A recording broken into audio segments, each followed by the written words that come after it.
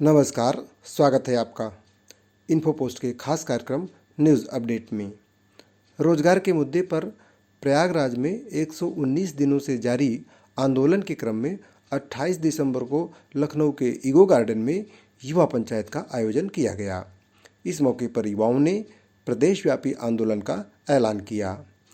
पंचायत के प्रस्ताव के तहत योगी सरकार से मांग की गई कि प्रदेश के रिक्त पड़े 5 लाख पदों को आचार संहिता लागू होने से पहले विज्ञापित किया जाए और ठोस कदम भी उठाए जाएं, नहीं तो प्रदेश भर के युवा विधानसभा चुनाव में भाजपा को हराने का अभियान चलाएंगे। हर युवा को गरिमापूर्ण रोजगार की गारंटी, चयन प्रक्रिया में भ्रष्टाचार, भाई भतीजावाद को खत्म करने, रोजगार न मिलने तक जीवन निर्वाह लायक बेकारी भत्ता देने की मांग की गई। कहा गया कि विपक्ष की जो भूमिका है उसमें रोजगार का प्रश्न ही नहीं उठ रहा है। इससे युवा चिंतित है। विपक्ष खास तौर पर अखिलेश यादव की रोजगार की नीति क्या है, वह इसके लिए ठोस कदम उठाने की घोषणा करें। दुखद है कि प्रदेश में युवा महीनों से रोजगार के लिए आंदोलन चला रहे हैं, लेकिन विपक्ष की ओर से कोई वक्तव्य सामने नहीं आया। युवा मंच संयोजक राजेश सचान ने कहा कि आचार संहिता लागू होने से पहले 97,000 प्राथमिक शिक्षक भर्ती, 27,000 टीजीटी पीजीटी, 52,000 पुलिस लेखपाल समेत समूह ग के 50,000, उच्च माध्यमिक विद्यालयों में बीपीएड के 48,000, एलटी के 12,000, तकनीकी संवर्ग के 1 लाख रिक्त पदों को विज्ञापित नहीं किया गया तो इसका खामियाजा चुनाव में भाजपा को भुगतना होगा। अब युवा इनकी घोषणाओं और कथित उपलब्धियों के प्रचार के झांसे में आने वाले नहीं हैं। रोजगार अधिकार की लड़ाई तेज होगी और रोजगार आंदोलन अंजाम तक पहुंचेगा। युवा मंच अध्यक्ष अनिल सिंह ने कहा कि प्रदेश में सभी रिक्त पदों को भरने, चयन प्रक्रिया में भाई भतीजावाद, भ्रष्टाचार खत्म करने का वादा भाजपा ने चुनाव घोषणा पत्र में किया था, लेकिन आज यह वादा महज जुमला साबित हुआ है। उन्होंने सरकार पर आरोप लगाया कि शांतिपूर्ण आंदोलन का दमन किया जा रहा है, लेकिन युवा इससे डरने वाला नहीं। उन्होंने दरोगा भर्ती परीक्षा में अभूतपूर्व धांधली की सीबीआई जांच की मांग की और कहा कि प्रदेश में चयन प्रक्रिया में भ्रष्टाचार, भाई भतीजावाद का बोलबाला है। युवा पंचायत को वागीशधर राय, आशीष चौधरी, जयप्रकाश यादव, मोहम्मद रुस्तम, आदित्य कुमार, सचिन गौतम, अमृता, जितेंद्र, सरोज, प्रशांत सागर, विकास पटेल, सूर्य प्रकाश, मदन कुमार, हरवीर सिंह, अनुरूप सिंह, अनिल कुमार प्रजापति, गुलशन कुमार, प्रशांत सागर, अमन, सत्येंद्र कुमार सिंह, सूर्य प्रकाश चौधरी, राम प्रवेश, अनीता, पार्वती आदि ने भी संबोधित किया। प्रशासन को रोजगार के सवाल को हल करने के संबंध में मुख्यमंत्री को संबोधित ज्ञापन सौंपा गया। देखें अंकित तिवारी की रिपोर्ट। सचान जी को सुना और सच्चाई यही है मित्रों कि देश की, प्रदेश की जो स्थिति भारतीय जनता पार्टी ने बनाई है, शायद पूरे इतिहास में इस तरीके का जो रोजगार संकट हमारे देश के, हमारे प्रदेश के नौजवानों के ऊपर आया है, मुझे तो नहीं लगा कभी आया हो। ऐसे में हम सभी को मिल करके संघर्ष करके भैया और थोड़ा और कैसे लागू कराना है, आज कैसे रोजगार मिलेगा और कैसे हमारे नौजवान रोजगार युक्त होंगे और कैसे प्रदेश की जो एक व्यवस्था है, जो रोजगार की नीति है, जो सरकारी सिस्टम है, कैसे सुचारू रूप से चलेंगे, इन सभी को हम लोगों को गंभीरता से सोचना होगा, समझना होगा। और आपको बताएं कि देश के कारपोरेट घरानों के हाथ में सरकार सब कुछ गिरवी रखना चाहती है। हालांकि हम युवा अपने निजी स्वार्थ के वशीभूत होकर के कुछ चीजों को समझ पाते हैं, लेकिन कुछ चीजें हमारे सर के ऊपर से निकल जाती हैं। ऐसा नहीं कि हम समझ नहीं पाएंगे, समस्या इस बात की है कि हम समझना ही नहीं चाहते और हम डिवाइड एंड रूल के तहत, सरकार की रणनीति के तहत लगातार प्रयास करते हैं। और उनका मानना भी है सरकार का।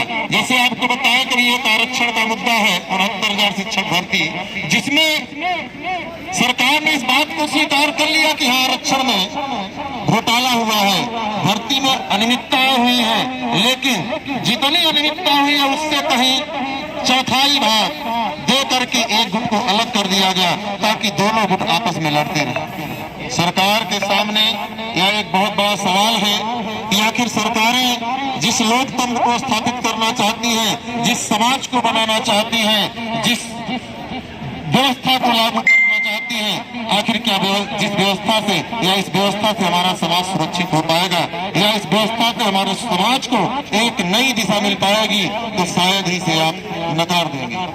सरकार से भी अपील है और प्रदेश के नौजवानों से भी अपील है कि यह दौर हमें आपको संघर्ष करने का है, यह दौर हमें आपको परिस्थितियों को समझने का है, यह दौर हमें आपको सरकारों की नीति को परखने का है। अगर हम आप सरकार की नीति नहीं परख पाए तो निश्चित तौर पर अभी तो सिर्फ और सिर्फ 5 साल भारतीय जनता पार्टी को उत्तर प्रदेश की कुर्सी पर बैठाया गया, अगर आने वाले समय में कुर्सी मिल गई तो पूरा देश जो है गिरवी हो जाएगा।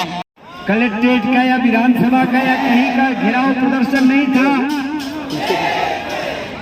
जो धरना स्थल घोषित किया गया है वहां पर धरना दिया और धरना देने पर भी छात्र छात्राओं को गिरफ्तार किया गया और युवा मंच के पदाधिकारियों को जेल भेज दिया गया।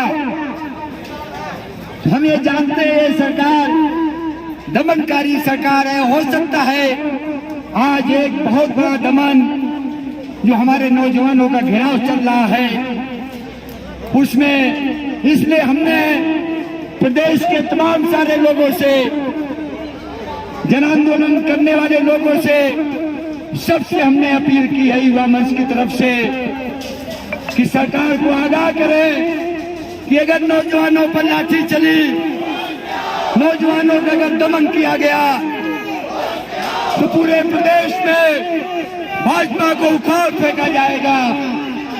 अगर भारतीय जनता पार्टी के लोग ये सोचते होंगे कि विधानसभा पे या लखनऊ में नौजवानों पे लाठीचार्ज करके, लोगों पे मुकदमा दर्ज करके आंदोलन को दबा देंगे तो ये संभव नहीं है। अगर आज दमन हुआ तो पूरे प्रदेश में इसका विरोध किया जाएगा, पूरे प्रदेश का नौजवान इसके खिलाफ खड़ा होगा। आप जानते हैं हमारी जो पंचायत चली है, पानी बरसात हो गई, तमाम सारी यहाँ दिक्कतें हैं। आप जानते हैं हमने एक निर्णय लिया है इलाहाबाद में 19 दिनों से हम लगातार रोजगार आंदोलन कर रहे हैं।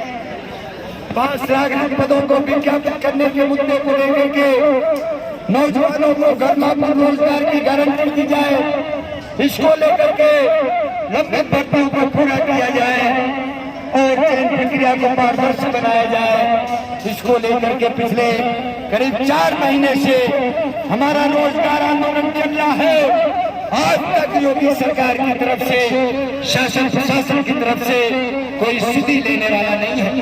प्रधानमंत्री आए इलाहाबाद, हमसे वादा किया गया था 19 दिसंबर को हमारा मार्च चौराहे पे बहुत बड़ा प्रदर्शन, हजारों नौजवान चुके थे। ये वादा किया गया था कि 21 तारीख को जब इलाहाबाद में नरेंद्र मोदी प्रधानमंत्री जी आएंगे, उनसे वार्ता कराई जाएगी, रोजगार आंदोलन चला रहे नौजवानों से मुलाकात कराई जाएगी। लेकिन हम जानते हैं भारतीय जनता पार्टी के पास उन सवालों का जवाब नहीं है जिनको लेकर के आज नौजवान पड़ा हुआ है। आए हैं जो नहीं आए हैं, एमटेक करके, बीटेक करके, एमएससी और पीएचडी करके 5,000 6,000 रुपए की मानदेय की नौकरियों के लिए, आंगनबाड़ी के लिए, सहायिका के लिए, आशा के लिए, पंचायत सहायक के लिए आवेदन कर रहे हैं, जद्दोजहद कर रहे हैं कि नौकरी मिल जाए, लेकिन उनको नौकरी नहीं मिल रही है। इस तरह की परिस्थिति इसके पहले कभी नहीं थी। आप जानते हैं 2014 में मोदी जब प्रधानमंत्री बने, उसके पहले के चुनावी अभियान में उन्होंने वादा किया था कि देश में 2 करोड़ नौजवानों को रोजगार देंगे। 2 करोड़ नौजवानों को रोजगार देने की बात छोड़िए, पिछले 7 सालों में देश में 7 करोड़ नौकरियां खत्म हो गई। 24 लाख से ज्यादा पद प्रदेश और देश में खाली हैं, उनको भरा नहीं जा रहा है। उनको भरने की कोई कार्रवाई योगी सरकार नहीं कर रही है। आपसे हम कहना चाहते हैं, आप जानते हैं कि जो जिस तरह से प्रदेश में देश में अभूतपूर्व संकट पैदा हुआ है नौकरियों का, रोजगार का, उसमें अब इस योगी सरकार से कोई उम्मीद नहीं है।